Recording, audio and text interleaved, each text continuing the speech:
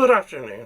This is the second part of my talk in which I argue that the plans by the company that owns Gorham Homes, the City Council owned housing company in Bristol, should, if they are going to build a museum of slavery in the tobacco bonds down on the harbour side, they should also include the story of how white Bristolians were also enslaved, this time by the Barbary pirates, who were Muslim pirates from North Africa, from Tripoli, Algiers and Morocco, from the 16th century going on to the first third of the 19th century.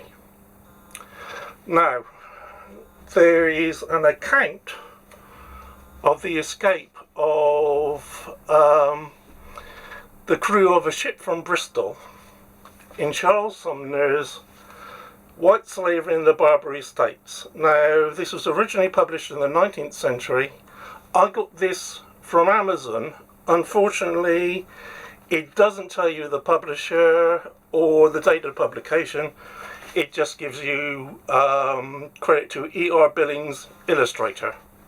So, I think it's probably one man publishing this historic text. Now, the account is found on pages 35 to 36 and goes as follows. There is also, in the same early source, that's Purchas's Pilgrims, Volume 2, a quaint description of what occurred to a ship from Bristol, captured in 1621 by an Algerine corsair.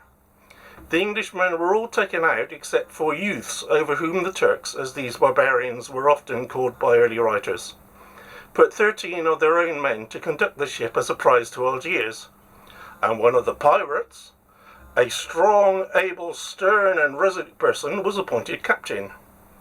These 4 poor youths, so the story proceeds, being thus fallen into the hands of merciless infidels, began to study and complot all the means they could for the obtaining of their freedom. They considered the lamentable and miserable estates that they were like to be in as to be debarred forever from seeing their friends and country, to be chained, beaten, made slaves, and to eat the bread of affliction in the galleys, all the remainder of their unfortunate lives, and, which was worst of all, never to be partakers of the heavenly word and sacraments.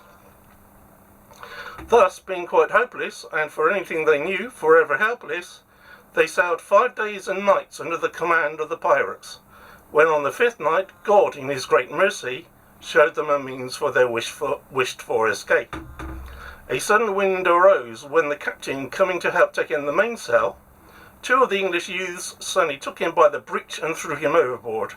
But by fortune he fell into the bunt of the sail, where, quickly catching hold of a rope, he, being a very strong man, had almost gotten into the ship again, which John Cook, perceiving, leapt speedily to the pump, and took off the pump brake or handle, and cast it to William Long, bidding him knock him down, which he was not long in doing, but lifting up the wooden weapon, he gave him such a bolt on the pate as made his brains forsake the possession of his head, with which his body fell into the sea. The corsair slave dealers were overpowered. The 4 English youths drove them from place to place in the ship, and having coursed them from poop to the forecastle, they there valiantly killed 2 of them, and gave another a dangerous wound or 2, who, to escape the further fury of their swords, leapt suddenly overboard to go seek his captain. The other 9 Turks ran between decks, where they were securely fastened. The English now directed their course to St. Lucas, in Spain, and in a short time, by God's aid, happily and safely arrived at the said port, where they sold the 9 Turks for galley slaves for a good sum of money, and, as I think, a great deal more than they were worth. He that shall attribute such things as these, says the ancient historian, grateful for this triumph of freedom, to the arm of flesh and blood, is forgetful, ungrateful, and in a manner atheistical. Right. Now, I don't mean here to stir up any kind of hatred between towards Islam or Muslims or Arabs or whoever. I'm simply stating that this is also part of Bristol's history and needs to be memorialised as well. As for whether such a museum will ever be built, it's a good question. Years ago, a group approached Asher Craig with a proposal that that the City Council should build a museum of slavery in Bristol. As I said in the first part, there's one in Nantes, there's one in Liverpool, and the people who are campaigning for it or who want this think that Bristol has got the potential, a slavery museum in Bristol has the potential to rival these. However, Asher Craig, even though she said when she was being interviewed on Radio 4 about the Black Lives Matter riots and the notorious statue of Colston, a slaver and a philanthropist, down in the town centre, said that she wanted a museum of slavery. However, when she was approached, she told them to go off and find a private backer. I have to say, I think she was probably right. Councils have come under attack from central government.